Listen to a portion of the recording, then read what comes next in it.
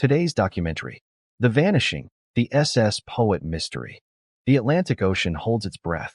It is October 25th, 1980. A 520-foot American freighter, the SS Poet, is here, somewhere. It carries 34 souls, 13,500 tons of golden corn, and the routine promise of another completed voyage. Its last known position is a dot on the chart, roughly 450 miles northeast of Bermuda. The radio is silent. The weather is turning. And then, the sea swallows it whole. No mayday. No debris. No oil slick. Nothing. 34 men and 11,000 tons of steel vanish from the face of the earth as if they were never there.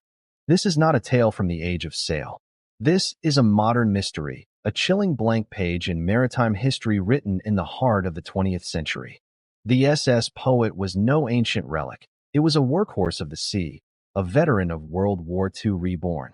Built in 1944 as the coastal messenger, this C-4S B-2 type cargo ship had served the U.S. Navy with distinction.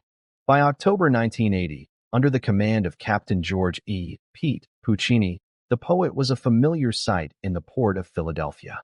Its mission on this final voyage was simple: carry a full hold of Pennsylvania corn to Egypt.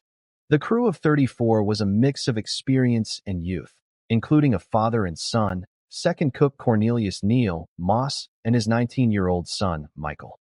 They were men with families, with plans, with ordinary lives temporarily suspended for the rhythm of the sea.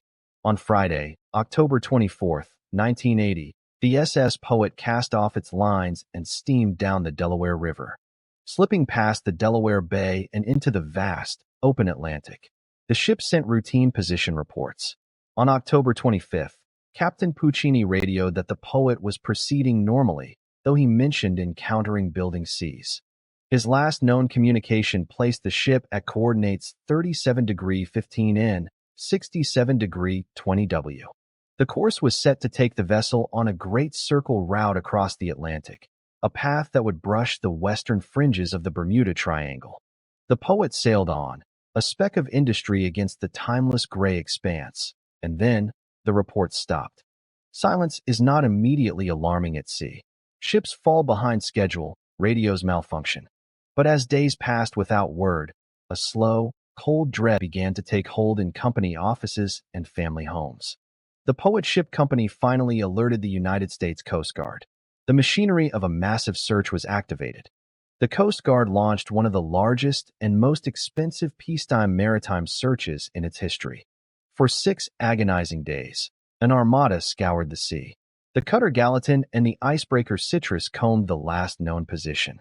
C-130 Hercules aircraft from air stations Elizabeth City and Clearwater flew grid patterns, their crews staring down at the endless, heaving waves. They covered over 300,000 square miles of ocean, an area larger than Texas.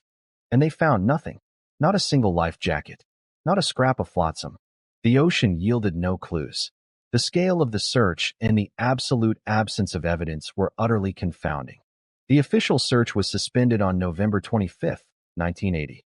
For the families, the silence that followed was louder than any storm. Wives became widows without a body to bury.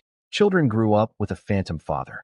In the void left by facts, theories rushed in. The Coast Guard's Marine Board of Investigation convened, tasked with solving the insoluble. They scrutinized the ship's history. The Poet was 36 years old, but it had passed its most recent Coast Guard inspection just 2 months prior. Was there a hidden flaw, a crack that propagated in the Atlantic swell, causing the Poet to snap in two? But the most human theory came from the families themselves, championed by Captain Puccini's widow, Eleanor. A chilling postscript emerged. Investigators discovered that the Poet's intended course had been secretly altered by Captain Puccini. The legacy of the Poet is etched not in a wreck on the seabed, but in the lives left forever adrift. In 2006, a memorial was finally dedicated. A stone with 34 names, a tangible place for grief to gather. Yet, the Atlantic keeps it secret. The Poet's disappearance forced changes in maritime safety, but the core question remains.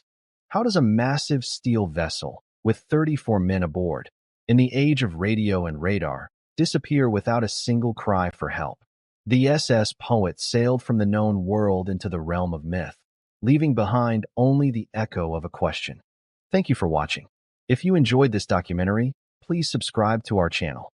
We bring you fascinating documentaries on history, science, civilizations, mysteries, and the untold stories that shaped our world. Hit the subscribe button and the bell icon so you never miss a new release. See you in the next one.